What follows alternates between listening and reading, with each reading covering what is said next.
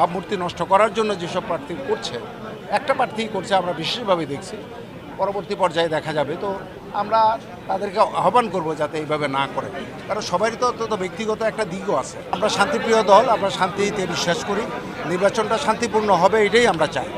তবে একটা বিশেষ দল ইচ্ছাকৃতভাবেই নানানভাবে আমাদের প্রার্থীর চরিত্র হনন, প্রার্থী সম্পর্কে নানান আজগুবি কথা ইত্যাদি বলছে। এইতে আমরা শঙ্কিত যে এরা কখন কি করে জানি না।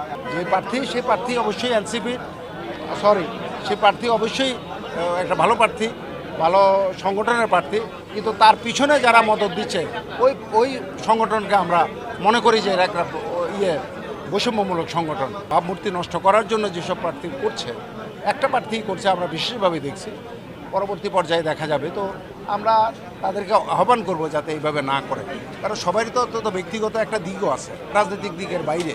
আর এই মির্জা আব্বাস তো শুধু একটা ব্যক্তি না, একটা সংগঠন, একটা বাংলাদেশ বিএনপির একটা স্তম্ভ। তো বিএনপিকে রিপ্রেজেন্ট করে মির্জা আব্বাস, এবং ঢাকা 8 আসন বাংলাদেশকে রিপ্রেজেন্ট করে আমরা মনে করি।